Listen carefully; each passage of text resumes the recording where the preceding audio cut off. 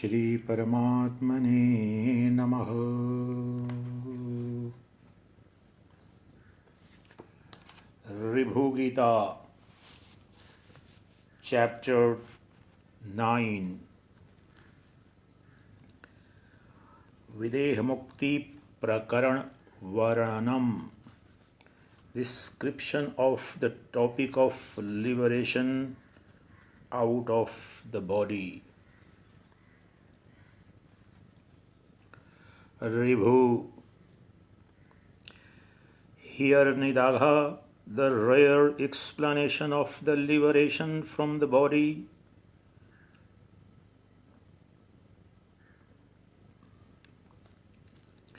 He is the Videhamukta indeed, who does not remember whatever he has discarded and not discarded.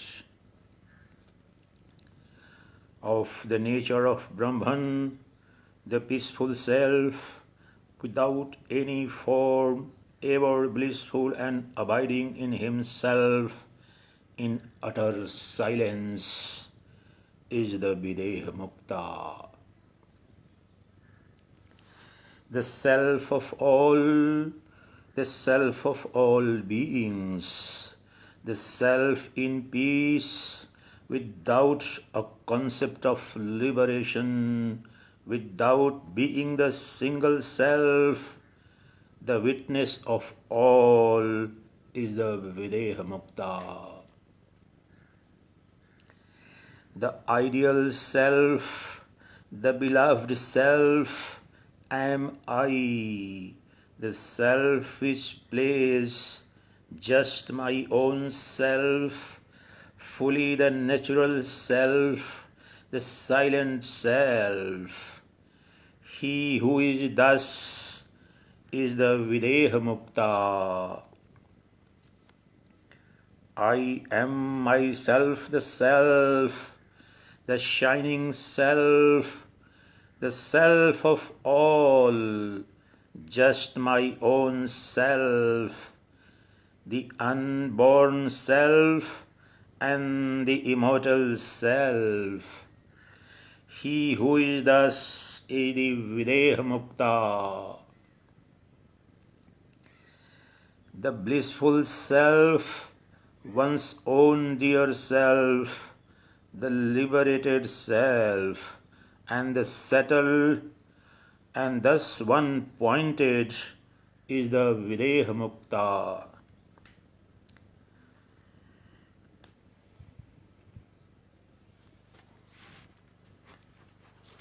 The one who does not think, I indeed am Brahman, I indeed am consciousness, or I indeed am the One, and who remains purely as consciousness, is the Videhamukta. Leaving aside even the certitude that I am Brahman and full of bliss, is the Videhamukta.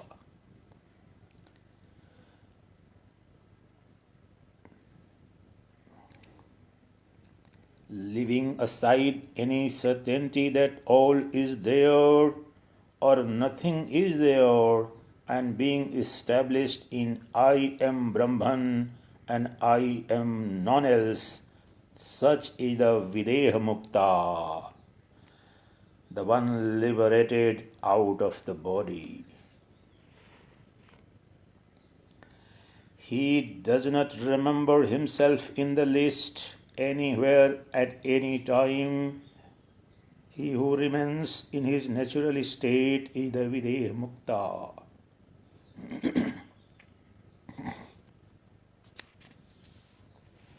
He has no thoughts of I am the self, another is the self, or I am the self which is consciousness.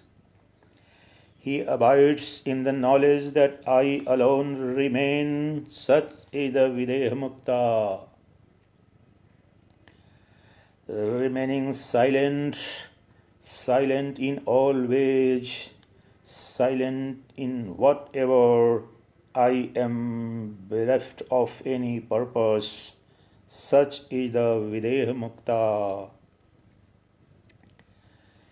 The Supreme Self, transcending the gunas, not accepting even the self of all, and he who is the great self in all ways is the Videhamukta, liberated out of the body.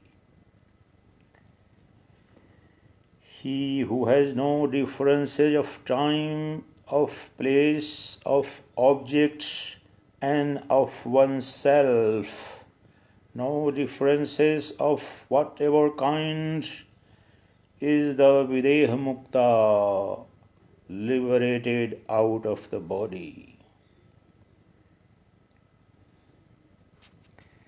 I, you, that, this, he, this person, none of this exists. I am only intense bliss. Such is the Videhamukta.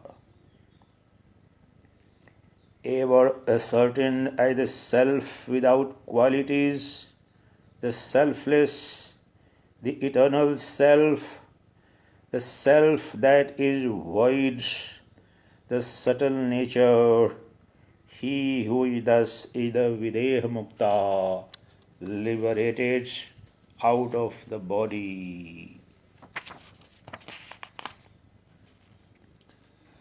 The self of all, the self devoid of all, the self of time, the cause of time, the self of God, devoid of God, who is thus is the Videhamukta. The self that is a measure, the self with nothing to measure, devoid of the ignorant self and non-self, the self alone, the absolute self, such is the Videhamukta. The self ever without insentience, the inner self of all, and which is said to belong to all, is the Videhamukta.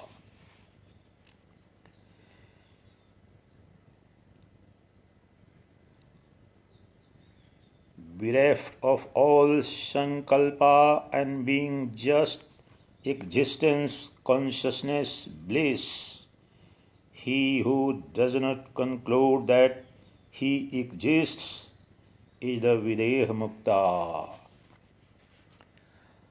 All do not exist, only that exists, just consciousness exists ever. The enlightened one does not exist. He who is of this conclusion is the Videhamukta. Whoever is the Supreme Self alone, who is just an embodiment of knowledge, and who is of the nature of existence alone, is the Videhamukta, liberated out of the body. Whoever has no conclusions regarding the individual soul, Ishvara, the universe, the Vedas, the scriptures, you and me, and Brahman, indeed is the Videhamukta.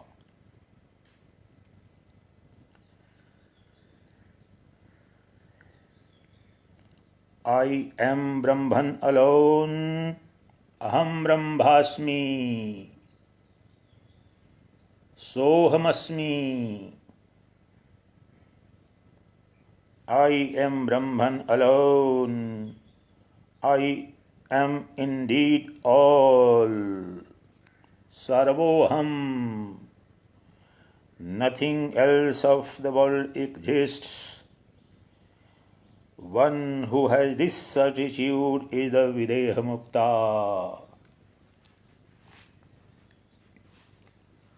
All this is consciousness alone.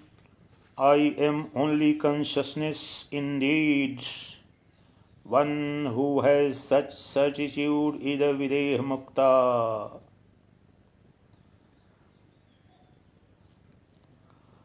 All this is consciousness. I am only consciousness. One who has no such certitude is the Videhamukta, the one liberated out of the body. Merged in consciousness alone, reposing in himself and being established in happiness with only bliss as his inner core is the Videhamukta, liberated out of the body.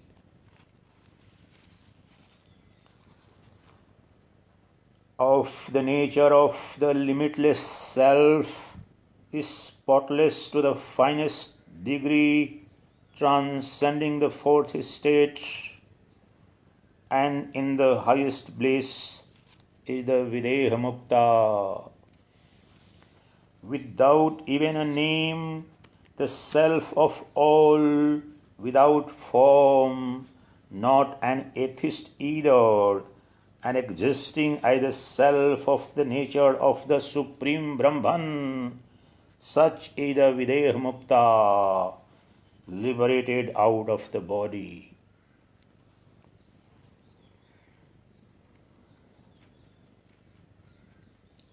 Transcending the fourth state, that is the state of Turiya, transcending himself and transcending bondage, he is of the nature of truth.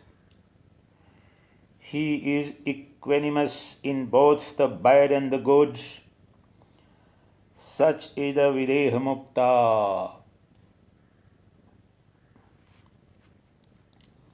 The self that is utterly peaceful in bondage and liberation, the self of all, the inner self, the self of the phenomenal universe, the self of that is certainly the highest.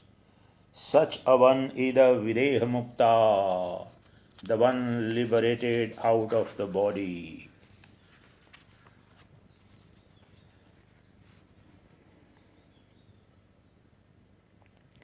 The self that is perfectly full everywhere, ever higher than the highest, the inner self, the endless self, he who is thus is the Videhamukta. The self devoid of being ignorant or knowledgeable, without being sentient or insentient, and without the concepts of truth and untruth, is the Videhamukta. Immersed in meditation and non-meditation, devoid of being with a goal or being without a goal, the self alone that is existent and non-existent is the Videhamukta. The self full of all consciousness, the expanse of consciousness, the bliss of consciousness, clothed in consciousness, and the self of the nature of consciousness alone is the Videhamukta.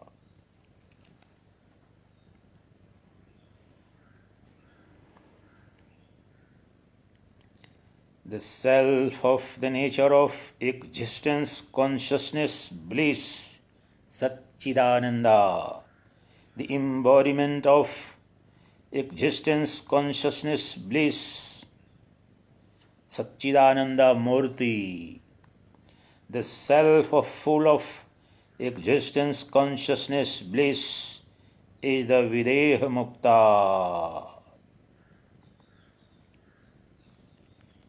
Ever of the nature of Brahman, ever remaining in himself, and ever the one undivided self is the Videhamukta, liberated out of the body.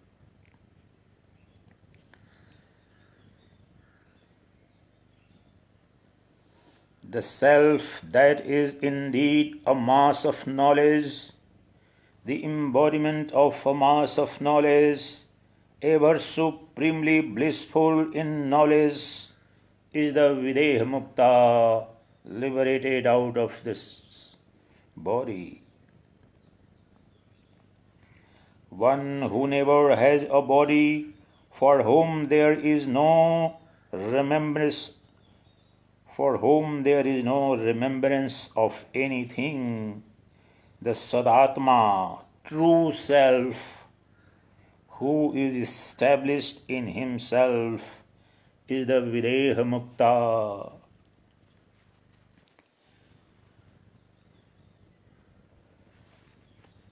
He for whom the mind has been banished, for whom the natural state is the self of Brahman, who is the self of yoga, and who is the self merged with yoga, is the Videhamukta.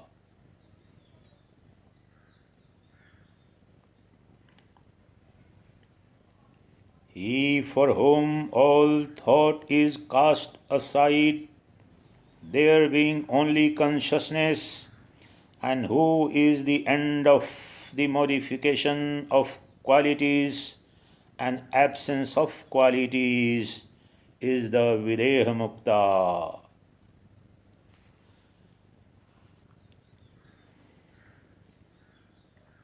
One who ultimately has no time or place and such, nothing to be grasped, nothing else to be remembered, and who has also cast aside all certitude, is the Videhamukta.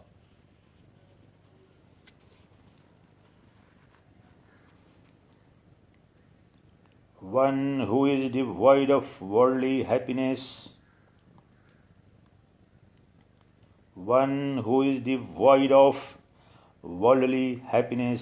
the bliss of the highest, and the happiness of enjoyment, who is a witness, and who is also without a witness, is the Videhamukta. He is also someone, though he is not anyone. He is a little, he is nothing.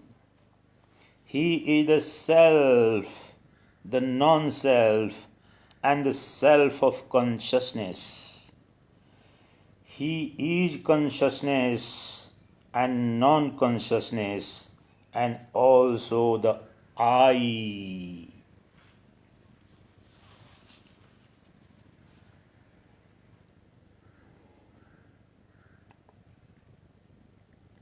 He for whom the phenomenal universe is non-self, for whom even the nature of Brahman is not here, who is of his own nature, and who is self-illumined, is the Videhamukta.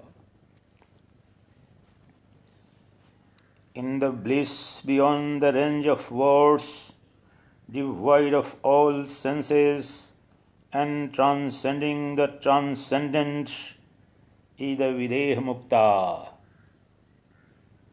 Transcending the transcendent.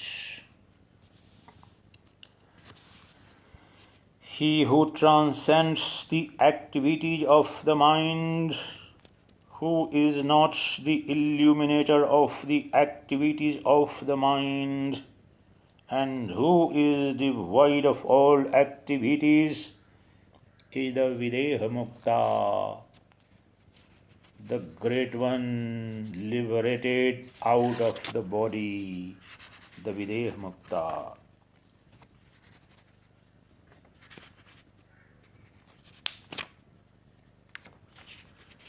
He who has no remembrance of the body, neither the gross nor the subtle, at the time of leaving the body, is the Videhamukta. Ever devoid of everything, he who remains as the ever so little, who remains as Brahman alone, is the Videhamukta.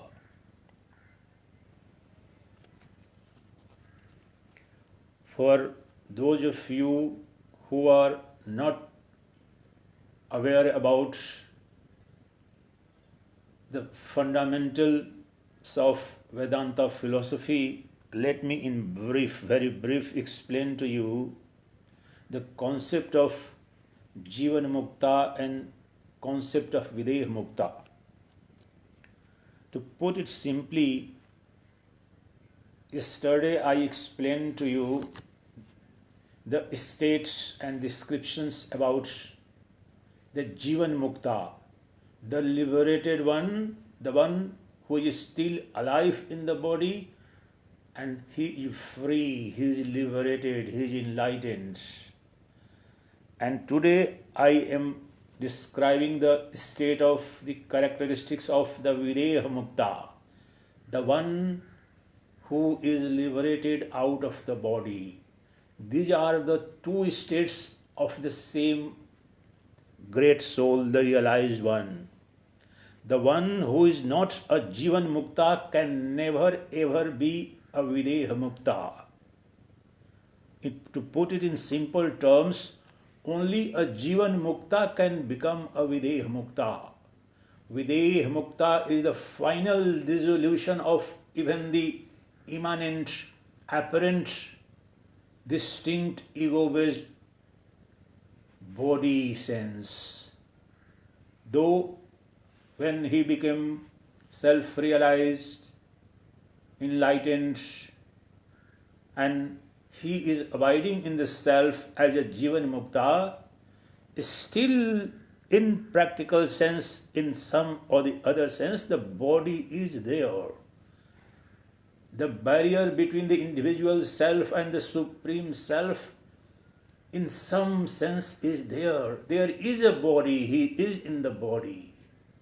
But the final dissolution of that body, when he leaves the body, when he departs from the body, that state is called the state of Videha Mukta.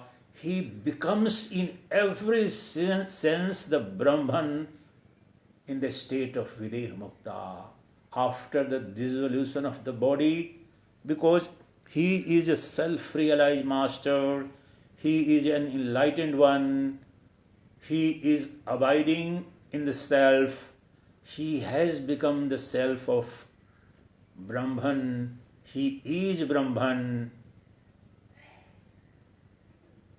The only apparent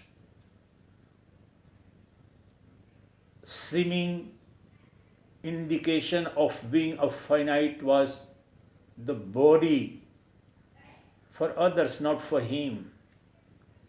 Even though he is alive as a Jivan Mukta, he is out of the body, transcended the sense of body, yet in some practical sense he is living. The body needs the food, the body needs to sleep, the body needs to speak and behave.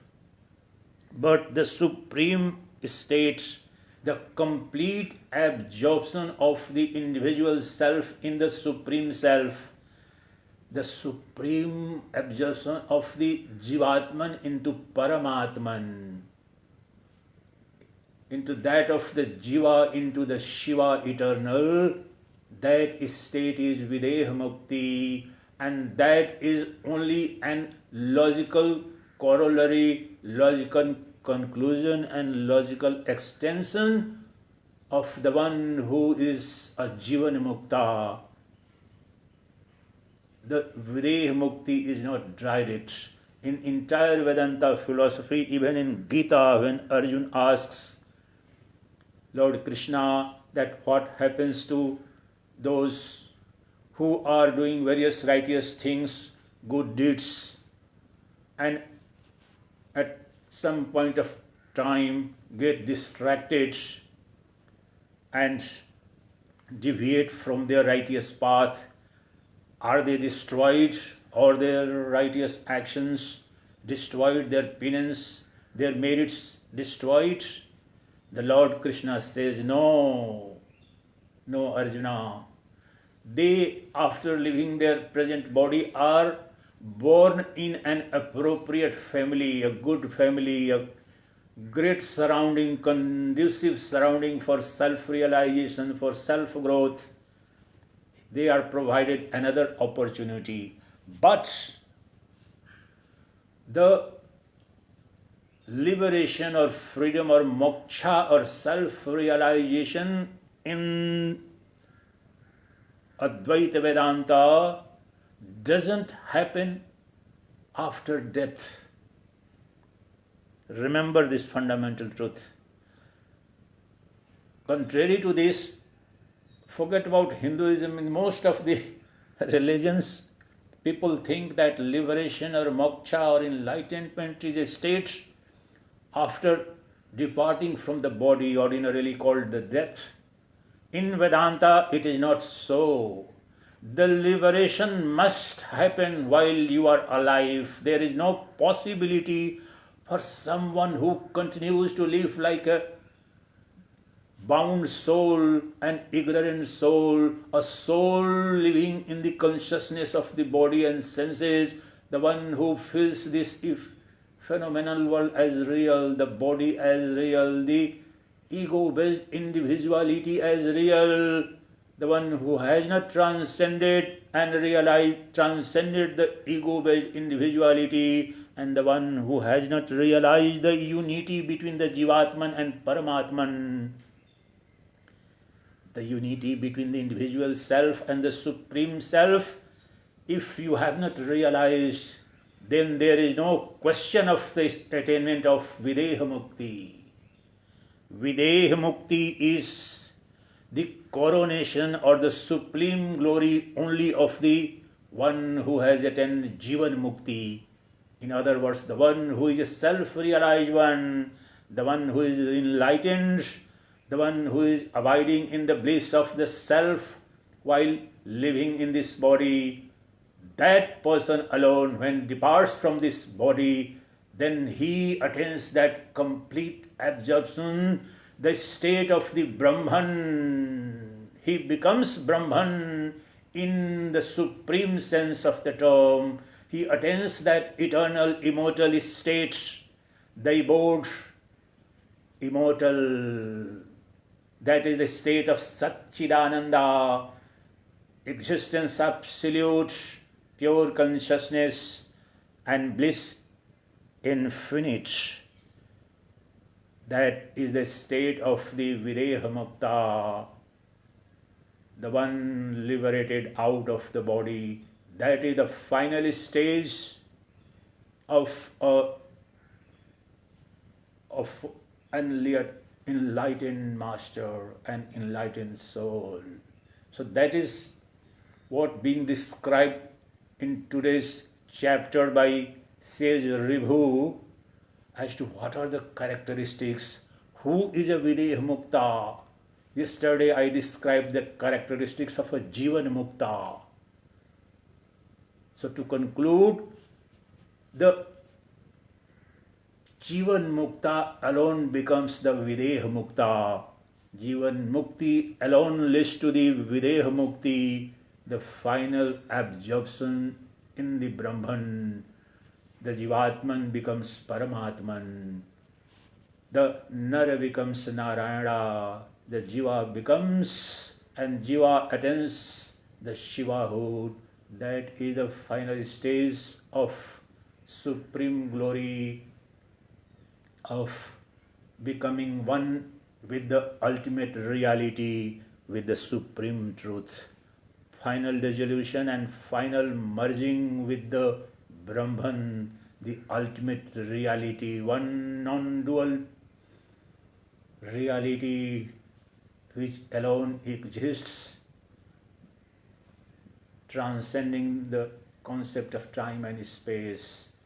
That Videhamukta leads to that individual soul becoming the supreme soul. That is the state of Videhamukta.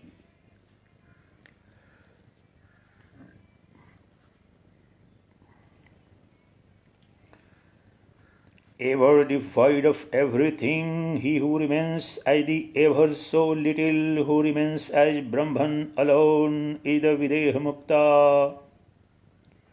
The Supreme Brahman, the Supreme Bliss, the Supreme Self, higher than the highest, and with his interior or exterior unseen by others, is the Videhamukta. He is the pure essence of Vedanta. He abides in the pure true self. He has discarded that difference also. Such a one is the Videhamukta.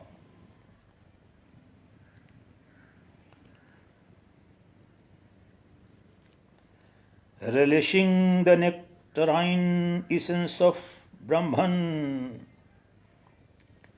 ब्रह्मानंद का नित्य रसपान करता है. Relishing the nectarian essence of Brahman, the immortal elixir of Brahman, and immersed in the nectarian essence of Brahman is the Videhamukta. He enjoys the ultimate bliss, the unconditioned love, the everlasting beauty, and the infinite bliss of the self of the Brahman. Brahmananda, that is the highest ananda or joy that one could enjoy, which is millions and trillions of times of the joy or bliss enjoyed by even the greatest, the mightiest, and the richest individual on the planet. In the phenomenal universe, there is science in Vedanta, that is a calculus of bliss, in very detailed explained in Taittiriya Upanishad and briefly in Vrihadaranyaka Upanishad also. The gradation of joy, and all the living creatures in this phenomenal universe live on a fraction, a particle of the bliss that is known as sensual bliss, the pleasures of the senses. Because without pleasure, without joy, none can exist for a moment. All have origin. One of the most fundamental tenets of Advaita Vedanta is that everything and everyone has origin and born out of bliss. Everything and everyone lives in and for bliss. And finally, everyone and everything finally dissolves in bliss. In other words, every single word, thought, and action of every being is being governed, guided, and propelled by nothing other than the desire for bliss. It's natural, it's intrinsic. But the difference is that the worldly people, ignorant people, out of and because of the ignorance of the bliss of the self, bliss of the Brahman within, we run after the sensual pleasures in the external world, which are like shadows, reflections, the sensual pleasures we enjoy of every kind. There is nothing wrong about that. There is nothing, at least in Indian context, it's not seen, but it's an act of and a state of ignorance, because that is illusory. The phenomenal universe itself doesn't exist. It is a manifestation, a projection of the mind within. You alone appear as the myriad of infinite objective universe. Therefore, all the love, pleasure, and sensual joy you seek in the outside world and you feel to derive it, it is essentially your own pleasure, your own joy. Essentially, it arises out of your own Brahmananda. And the one who is enlightened, the one who is self-realized, and the one who is a Videhamukta, which is at the moment being described to you, that one only releases the Brahmananda. That is a state of absolute bliss, unconditioned love, everlasting beauty. There is no word in any of the Western languages which could exactly translate for the term Ananda in Vedanta philosophy. The bliss is not an exact word. It is the nearest one, but it is not. Because the state of bliss or Ananda in Vedanta philosophy is the state of absolute, unconditioned, unfettered, unhindered availability and enjoyment of unconditioned love, everlasting beauty, and infinite bliss. And these three are not really three, these are all one. You cannot love anything which you don't find beautiful. Beautiful and beauty is a subjective and subjective state of mind. There is nothing called beautiful. You decide and define anything as beautiful depending upon your state of mind. So when the mind decides for you that certain thing or certain person is beautiful, then you love that person or that state or that object, and then that gives and that becomes a source of joy.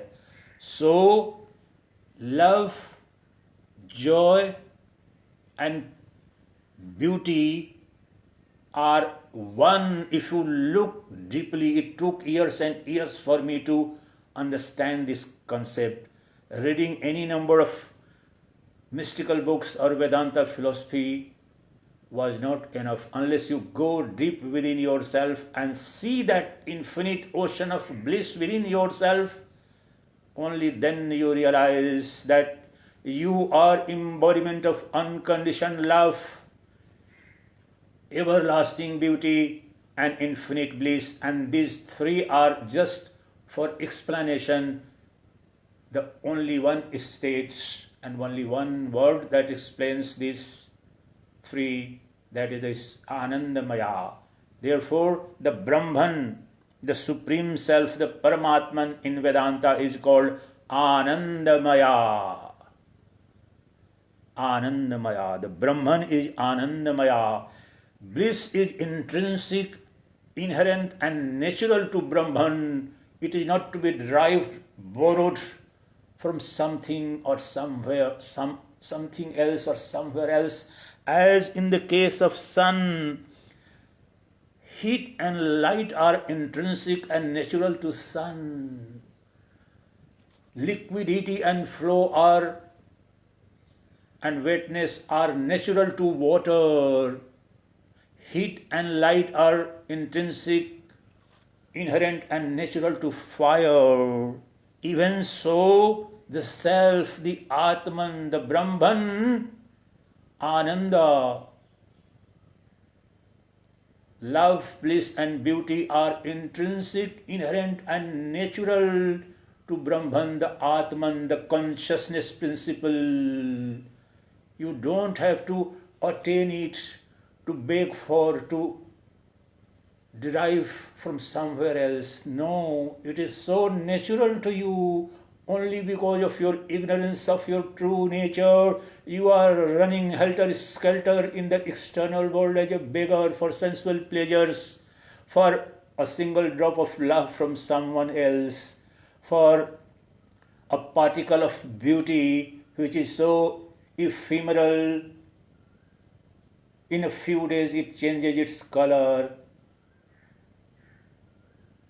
because you are not aware about that beauty of the self, because you are unaware about the unconditional availability of the unconditioned state of the love. Love is not to be derived from somewhere else, from someone else. Love is a state of yours. The consciousness, the pure consciousness, is intrinsically embodiment of love. Love you become, love you relish, bliss you enjoy, beauty you relish. Once you are abiding in the self, after self-realization, after knowing the self with the grace and help of the sacred scriptures and the enlightened master, then you truly realize and relish the bliss of Brahmananda. Then alone are you a satisfied soul. Then alone you finally get satisfaction. All your hunger for love, bliss and beauty, all your thirst for love, bliss and beauty, sensual pleasure and material gratification gets quenched and satisfied only in the Brahmananda, only in the Atmananda. Because by knowing that self and by becoming that self and by abidance in the self, this one attainment, this one achievement and one realization of yours provides you and makes you enjoy all of all. Because you become all of all, you realize in the state of self-realization and self-abidance that there is none outside you. You are that indivisible, non-dual self which alone was appearing through mental modifications and mental projections as the entire external world. The lover and beloved you were running after in the external world, the object of and person of the beauty and love you were begging for or running after in the external world, it is none other than the you, the self, the Atman alone. One self by the self of all alone appears, projects itself as the millions and trillions of objects or persons in the phenomenal universe. Jagat Guru Adi Shankara says in Vivek Chudamani, Bhokta cha bhogyam swayameva sarvam, Bhokta cha bhogyam swayameva sarvam.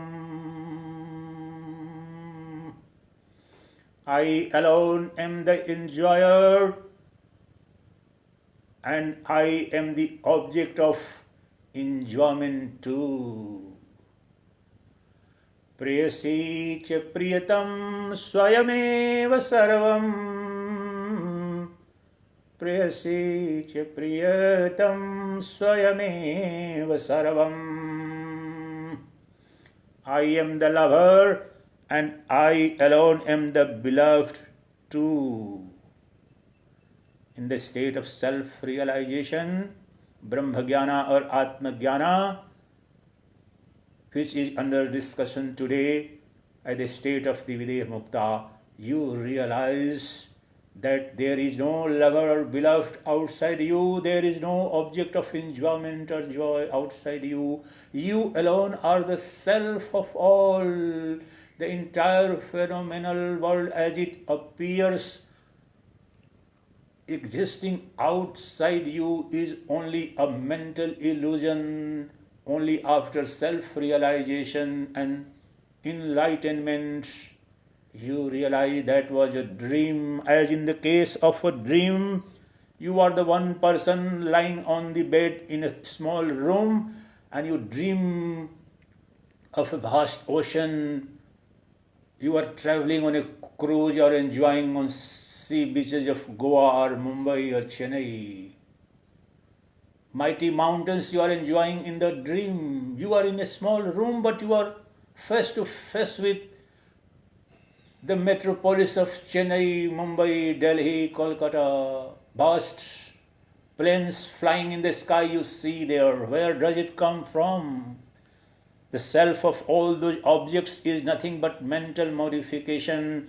Even so, in the waking state, you see the hiatus or distinction between you and the objective world because of ignorance. The dissolution of that duet, the duet of object and subject alone is called self-realization, the state of Jivanmukta, and finally the state of Videhamukta. That has to be dissolved because the objective world and objects of the world are nothing but essentially projections of the subject. The entire objective world is hidden in the subject. And that subject you are, that subject is of the nature of Sacchidananda, existence, absolute pure consciousness and everlasting bliss. That realization and relishing of that bliss is what is being described by that great soul enlightened master when he leaves his body, when he departs from his body. That state is called the Videhamukta, the final state of the enlightened ones that we are describing. So I describe to you to make it simpler, to make it understand in a rational, practical sense, because most of the sentences while describing the state of a Videhamukta, one who has departed, would appear and fly above the heads as abstruse philosophy. That's why I made it a brief introduction of the state of the Jivanmukta and Videhamukta in simple terms. That great soul, the self-realized one, when he leaves his body, that is the state that is called the state of Videhamukti. Finally, even the apparent distinction of the body disappears and he becomes the Brahman. And he enjoys the Brahmananda unhindered, unfettered, which is the supreme objective, because even today, starting from Brahma to a single cell amoeba, we are ever hankering after bliss, whether sensual pleasure or joy. These are different grades of pleasure, but pleasure, joy, happiness, bliss, there is not a nanosecond of our life which is not governed, guided and propelled by search of happiness. And you get the final absolute, unconditioned, infinite bliss in the state of the self-realization, in the state of Jivanmukti first, and finally in the state of Videhamukti, liberation out of the body. That is being elaborated upon and described today by H.Ribhu in RIbhu Gita.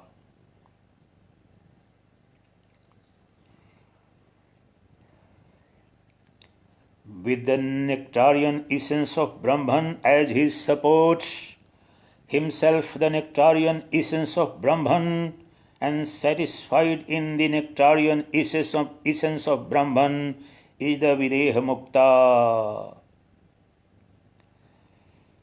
relishing the nectarian essence of Brahman, the immortal elixir of Brahman, and immersed in the nectarian essence of Brahman is the Videhamukta. That is the supreme state. That is the ultimate luxury. That is why I ever shout from the rooftop that a sannyasi, I'm a Paramahansa sannyasi, this Sacchidananda, is if he lives in with a sense that he has renounced something, he is misleading you. He himself is ignorant. I have never ever, even before sannyasa, I was never under any illusion, whatever I do, that I am renouncing anything. And when I became sannyasi, and when I am as a sannyasi living to the best of my ability and understanding, never ever I ever exert or think or try to renounce anything. I am ever focused. Every single word, thought, and action of mine is ever focused on just one thing: attainment of the supreme bliss, unconditioned, unhindered, unfettered Brahmananda. So I am not a renouncer. I am a seeker of the greatest of the joy. If I could use quote unquote pleasure, the greatest pleasure. Brahmanand is the greatest pleasure. Technically speaking, it can't be said in the sense the term pleasure is always conditional, ephemeral. The enjoyment of sensual pleasure is momentary, but in a sense it could be said, because this too is a search of happiness. There is no difference essentially in the sensual pleasure and in the Brahmananda, in the sense that this Vishayananda, which is described in detail by in Brihadaranya, that the entire beings in the world live on the particle, a single particle of the bliss of the Brahmananda. That is the calculus of bliss. What you call sensual pleasures. I, you, every living being, from the greatest realized one to the single cell amoeba on this planet, each one of us is hankering after pleasure. Sometimes sensual pleasure, sometimes pleasure in something else. But this, what you call as Vishayananda, is essentially a search for Brahmananda, and there is no difference. There is difference in the degree of the bliss. That is why it is called in Taittiriya Upanishad, and Swami Ranganathan has written a brilliant commentary on that, that the ignorant ones, the little-minded ones, narrow-minded ones are living with, just managing to live their life with this particle of the fraction of sensual pleasure. But I, as a sannyasi, the one who is seeking self-realization, the one who is seeking Brahmananda, is not satisfied with this. This is the difference. I am not renouncing anything. I am not renouncing anything, and let me declare that a true spiritual seeker doesn't renounce anything. He is moving from the inferior pleasure to the superior, from conditioned one to the unconditioned one, from the ephemeral to the eternal one. Non-understanding of the inner depths of this alone makes you hypocrites, the fake gods and godmen, many of whom are enjoying the luxuries of the jails, but many of them are not and still enjoying as gurus. They become fake only because of their ignorance about understanding this reality, the reality within. That's why they become fake. Accept the truth, this fundamental truth that Vedanta philosophy declares, that there is not a single entity, a single being in the universe ever acted for anything acted for anything mentally, verbally, or physically, acted for anything but for pleasure, but for happiness, but for joy, but for bliss. And then you realize the difference between the inferior sensual pleasure and the higher bliss, graded ones, superior ones. And that is the difference between an ordinary human being and the one Jivanmukta and Videhamukta and enlightened master, the supremely blissful, self-realized one, because you think that the one who has chosen the path of sannyasa in this country, in Vedic culture, they are treading the path of sorrow. You are highly mistaken, and this has created a lot of hypocrites in the ranks of the occur of sannyasi also. No, you should know and you should move only with this conviction that I too am moving towards, I am hankering after bliss alone, I alone am hankering after love, bliss and beauty, but that one which is eternal, unconditioned, unfettered and unhindered, that is called Brahmananda, that is the supreme glory, that is the supreme objective, which is called in Vedic culture Param Purushartha, the Moksha. For ordinary people, more than 99% people are still under the illusion and think that Moksha is some state which after death you attain somewhere, you go up above in the sky. This is the stupidity, sheer stupidity.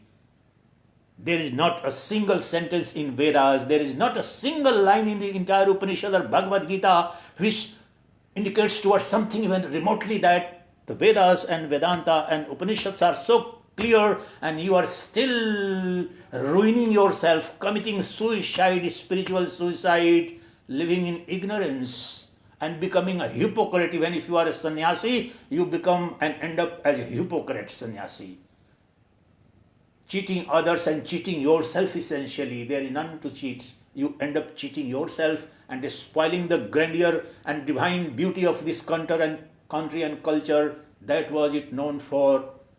Therefore, you must understand the rational, logical, philosophical dimension of the human minds, the human psychology that each one of us is running after, hankering after, seeking nothing but one or the other kind of either pleasure in the lower realm, sensual realm, pleasure, happiness, joy, or the bliss, which is bliss of the Brahman, bliss of the Atman, which is the supreme state, which by attaining which you attain everything. That is the state which is called the state of Kritakritya. You become free from done and undone. By knowing one, the self, the Brahman, you know all. By attaining the one, the state of the self and self-realization, you attain all. And by enjoying the bliss of the self, you end up enjoying all. That is what I am saying. I have never renounced anything. A self-realized one, a one who is abiding in the self, alone enjoys the true beauty, the authentic love, because he becomes the self of all lovers and all the beloveds. I am all the beauties and all the objects of love. I am everything. I am self of all. Therefore all love is mine, all beauty is mine, all bliss is mine. I become the emperor of emperors and I alone enjoy the absolute bliss, infinite eternal beauty of the self and unconditioned love coming out of the self of the nature of pure consciousness, one non-dual indivisible self, that is self of all. I alone appear as millions and billions and trillions of objects of plant world, animal kingdom, human race and the rest. I alone am manifesting as the sun and the moon and the galaxy and the stars. I alone appear as all. There is none other than me.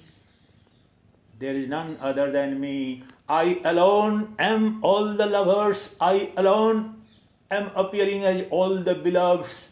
Therefore, by knowing my true nature, all lovers are mine, all beloveds are mine, all beauty is mine, all love is mine. That state is the state of Videhamukta, as is being described currently in RIbhu Gita's 9th chapter, the state of Videhamukta.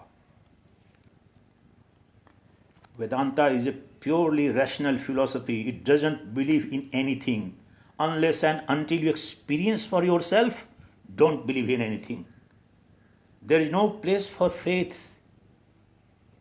And most of the bogus, fake religious or spiritual practices and practitioner have to therefore depend on faith, blind faith, nonsense. They kill themselves, and in the process they kill their followers and the friends and the culture also. Therefore, beware of the very crystal clear principles and tenets of Vedanta philosophy, the supreme glory, the world over. People realize the grandeur of that.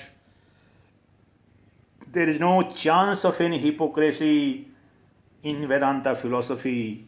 There is no any chance of hypocrisy. You have to be authentic. You have to be real.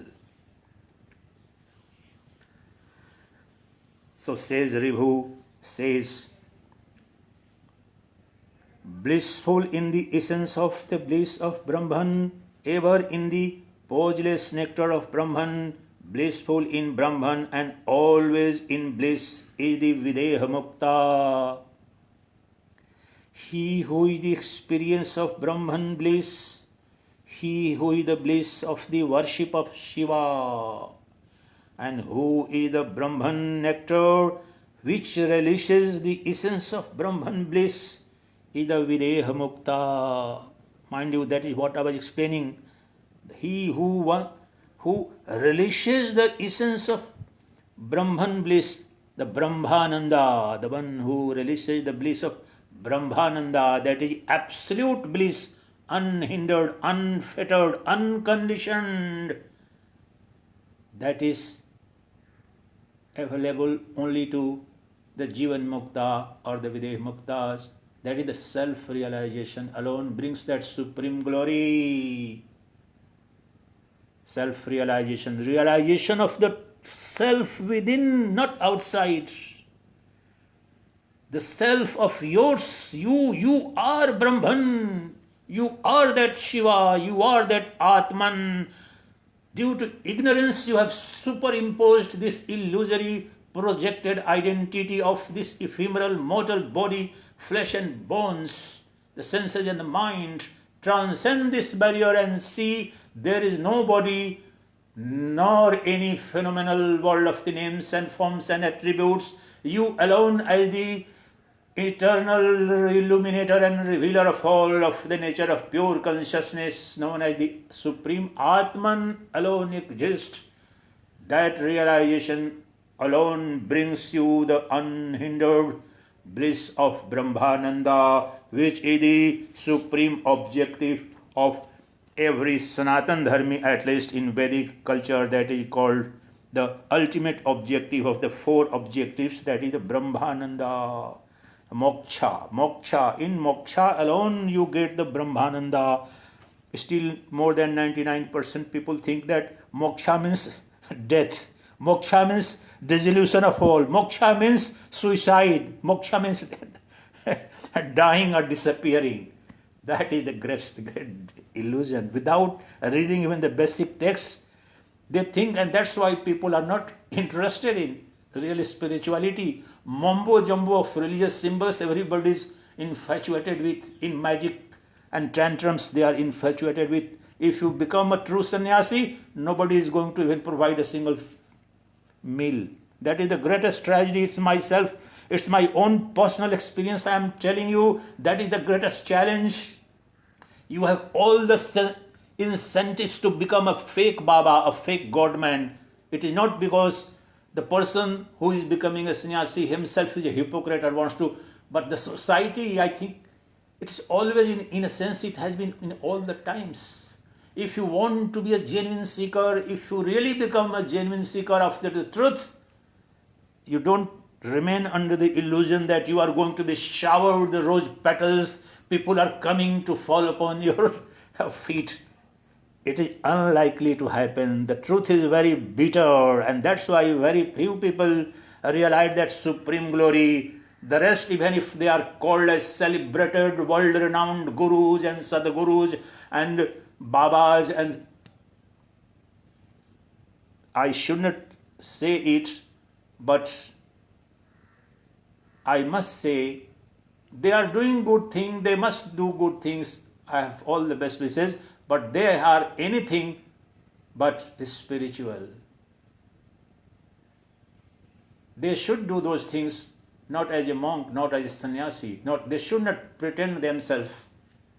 I'm not saying that they should not do, but they are being projected and you consider them as the real guides of your supreme transcendent beauty. That is the greatest tragedy. The real ones you never know. I know many of the truly self-realized masters in the Himalayas who find it difficult to get even 2 ends meet. And the fake ones are having palatial bungalows, 5-star ashrams across the world. But that is nothing for me. That has nothing for me, because it is up to you and your Godman. This is up to it's all the time. Your own karma, your own mental predilections bring to this. So become clear that supreme glory, the Brahmananda, is available. The Jivan Mukti and Videhamukta is available only to the genuine, pure seekers of truth, Atmananda and Brahmananda.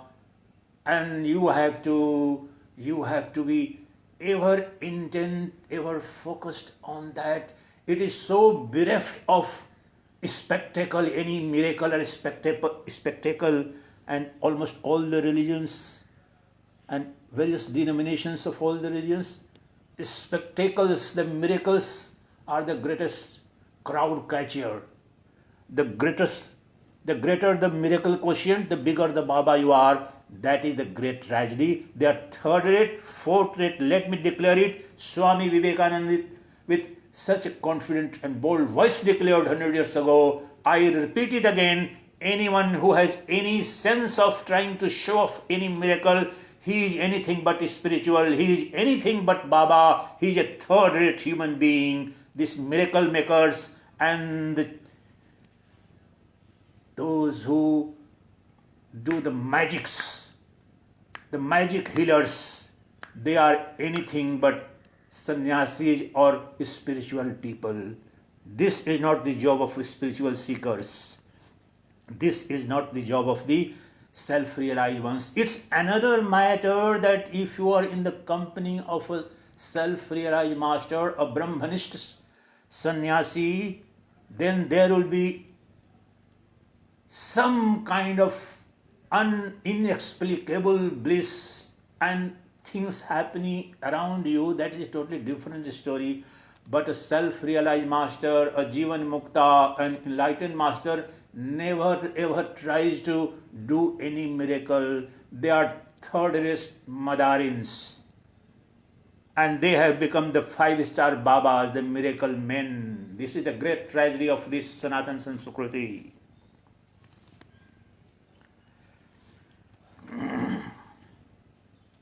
Elated in the bliss of Brahman, belonging to the family of Brahman nectar, and surrounded by people in the bliss of Brahman, is the Videhamukta. Residing in the delectable Brahman nectar, remaining in the temple of the bliss of Brahman, and reciting constantly the mantra of Brahman bliss is the Videhamukta, the end of whose body is the bliss of Brahman. Listen carefully. the end of whose body is the bliss of Brahman, whose senses are the bliss of Brahman, and whose knowledge is that of the nectar of Brahman, is the Videhamukta. Intoxicated in the bliss of Brahman, brimming with the nectarian essence of Brahman, and ever established in Brahman self, is the Videhamukta, liberated out of the body, liberated out of the body. This exposition of the liberation from the body, rare in all the scriptures, has been told by me to you, great Rishi Nidagha. Liberation from the body will be attained by hearing these words and these descriptions about the Videhamukta will bring tremendous benefit, spiritual benefit to you. You yourself will become enlightened. Askanda, Lord of the helpless, I worship your feet. Be the Lord of my meditation, Lord of the night, destroyer of Manmath, Kama, the sensual desire, by a spark of fire emanating from your forehead, which wears the moon as a crown, Lord of the Pramathas, be my Savior, my Lord, be my Savior. Lord, he is addressing to the Guru, the self-enlightened Master, Ribhu. That is why it's called Guru Brahma, Guru Vishnu. The enlightened Master, the Guru is the Savior of the bounded soul, ignorant soul, because he is the instrument of liberation, attainment of the supreme glory of Brahmananda. That is why the Guru is revered so much. The self-realized Guru, not one who only has by rote learning, knowing the words and sentences and chapters of the scriptures. No, the one who is really self-realized, every single hair, every single word, every single cell of that self-realized Guru is soaked with nectarine bliss of Brahmananda. Even if he is silent, as Ramamoorthy used to do, even if he is silent, you would enjoy the bliss of Brahmananda. If you sit around, there is a circle of the blissful radiance that will emanate, that will enchant you, that would liberate you, that would be so relieving. It will make you free for the time being when you are in the circle of that self-realized Master. Divine radiance will enchant you, enliven you, that would liberate you from all the miseries. Lord, with the body adorned with ashes, may the lotus of my mind ever attain the friendliness of the triad of your eyes. By a momentary glance therefrom, even the crest of the Vedas does not know the escape from the current sorrow of the multitude of people confused by constant bondage. Confused by constant bondage. What is the meaning of this? Most of us are confused by the bondage. Bondage of what? Today I'll conclude. This chapter is concluded. In conclusion, let me tell you what is the meaning. What is the significance of this for us? Today, every single human being on this planet is so frightened and so gripped in mind and heart by the impending disaster of corona pandemic, whether he is going to be infected, afflicted by coronavirus, whether he is going to fall sick or whether he is going to remain alive or going to die due to corona. It is a bondage. The fear alone is the bondage. Ignorance about your true nature. You think that you are a body, this perishable, ephemeral conglomeration and mass of blood, bones and flesh is your real identity. That is bondage. That is the ignorance. That is the root cause of all sorrows, sufferings and fears. You are the immortal self. You are the illuminator of all. You were never born. You will never die. You are the attributeless, nameless, formless Atman, the Brahman, the Paramatman you are. You are death of the death. You are birth of the birth. You are life force even of all viruses and bacteria and the diseases and afflictions. Death is a projection in your mind. Birth too. The entire phenomenal world is a projection, a dream-like projection of your mind. You are beyond death and birth. Know this for sure through the sacred and liberating words of Vedanta philosophy at the moment, the words of RIbhu Gita, the height of non-dual philosophy being imparted by Ribhu, the mind-born son of Lord Shiva, who himself instructed him in this supreme nectar of Advaita Vedanta knowledge, the self, the Brahman. Therefore, entire life of an average human being is a life of sorrow, suffering, fear, and that is called bondage. You are always worried. You are always worried.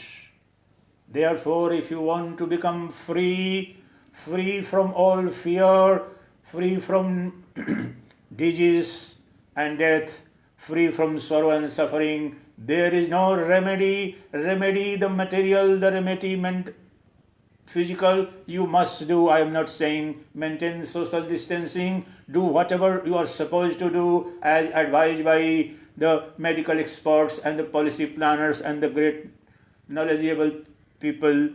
But the ultimate freedom from fear of all kind, even if there is no corona pandemic, even if you don't fall sick, how many thousands of years you are going to live this life? Have you ever asked this question? Death and fear of death could become a very momentous occasion for you for divine grace. Remember, large number of sects and seekers in this country used to go and spend large parts of their time and life on a Smashan Ghat, cremation grounds, simply to soak deep within mentally that this body which you have come to believe that your own, your real identity is bound to die. Think about it, even if you don't fall prey to, and let me hope and pray that you don't fall prey to corona or any kind of illness, yet this body is ever dead. This body is never alive. This body is always sick, corona or no corona, disease or no disease, because there is nothing called body. This body is an illusion. The mind and ego-based identity is non-existence. It's illusory identity. But the source, substance and substratum of all this phenomenal universe, the physical body and all the mental constructs, are you, the Atman, the self within, one Atman as Atman of all. Realize that Atman, abide in that self and enjoy the nectarian bliss of Brahmananda, Atmananda, which is the supreme glory. It is within your hand to become free from all fear, all sorrow and suffering, and go beyond death and disease right now, right here. Embark on the heroic journey of self-realization. That is the most heroic journey. Only few daring ones, those who have conviction of a great soul, can embark on the journey where you attain the eternal, immortal reality of yours. Let me hope and pray through these divine nectarian words of RIbhu Gita and other Vedantic scriptures, it becomes a reality for you. This human life is a great opportunity, a divine bliss. This is an opportunity for self-realization, for freedom from all bondage, sorrow and suffering. This is an opportunity. Don't waste your time Especially when most of you are living in a strict lockdown these days. Use this time when your journey external has been prohibited. Take a journey within. That journey within will unfold before you an infinite empire, indestructible, an empire, an ocean of bliss and love and beauty. That is the empire of the self. That is the empire of the Brahman. You will meet the emperor of the emperors. That is you. You will realize that you are the ruler of the rulers, governor of the governors, emperor of the emperors.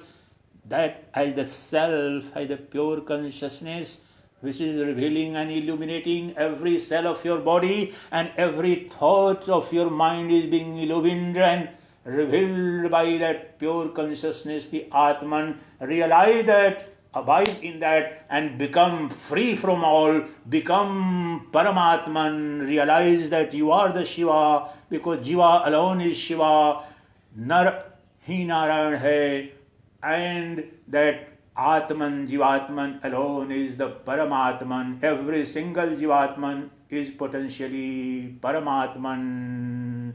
Let me hope and pray that becomes a reality for you. And vast majority of the humanity, this is a great opportunity. This unprecedented crisis, health crisis, could unleash so much of divine spiritual energy by realizing the ephemerality of this body consciousness, transcend in the consciousness of the self, which is eternal, which is absolute, which is unhindered, the self-existing, self-effulgent, pure consciousness, the Atman you are. Realize that and become free right now, right here. Chidanandaropa Shivoham Shivoham Chidanandaropa Shivoham Shivoham Akartaham Abhoktaham Avikarohamakriyah Shuddhabodhaswarupoham Kevaloham Sadashivah. Om Harihi Om Tat Sat.